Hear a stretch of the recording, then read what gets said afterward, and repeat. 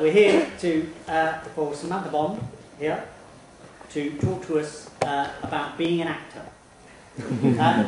So, Sam. Yes.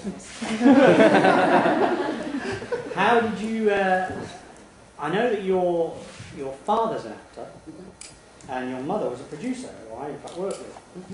Mum she'd been an actress before I was born, and then the three of us came along very quickly, so she sidetracked into first script reading, then script editing, and then she finally did become a producer. I produced for many years of it. Yes.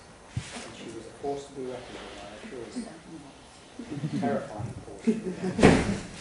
So I arrived at drama school knowing, being terribly aware of the pitfalls. You know, there wasn't any. I mean, I had all the excitement that unfortunately my children have of my parents having gorgeous dinner parties with hilarious people who told wonderfully funny jokes. So I did have all that side of the business, but I also, you know, my brother and sister and I used to get sent to Scotland in the Easter holidays to get our summer shoes. I was terribly aware how difficult it could be, and I felt that a lot of the people who were at drama school with me were frankly more starry-eyed about it, ironically.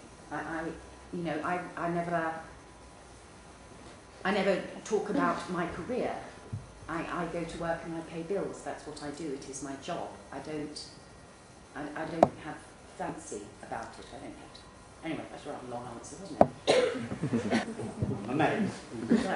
And so you couldn't do that. So then you did your A-levels, and then you decided to go to drama school. Now you went to Bristol Old Vic. How did that come? Why Bristol Old Vic, or did you try everywhere, or how did that happen? I didn't want to go to drama school in London. I wanted to get away from home. And Bristol, my godfather had lived in Bristol. I'd grown up spending Christmases overlooking Clifton Suspension Bridge. It was a city that I knew, I think. And also it was the best drama school that wasn't in London.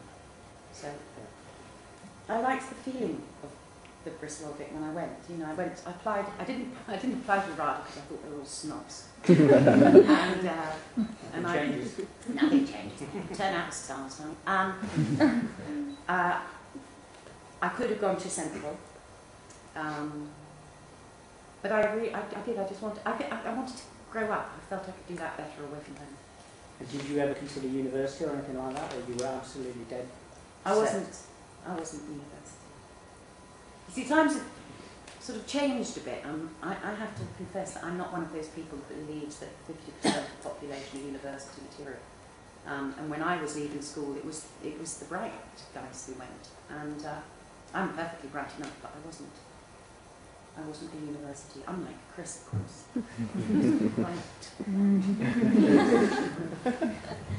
So and then she got you that telly. So that's not. I mean, that's quite.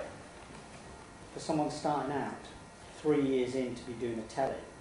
Yeah, it was my first summer, actually. Your first summer, so that's not many. No. That was a good. What was the telly? Mansfield Park. Playing Mariah Bertram. A good part. Yeah. So you'd had a bit of a result there. It was a bit of a result. There's about three years of rep, and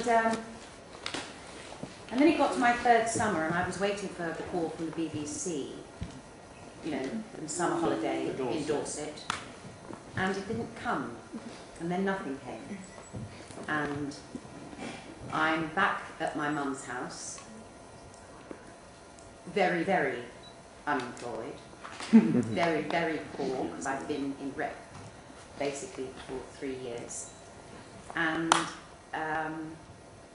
suddenly all the things that you sort of had hoped for and that seems to be coming just sort of stopped. And at that point you think, this is the shorthand and typing moment, obviously. Telephone sales, just behind Oxford Street. And in fact, I was actually very, very lucky.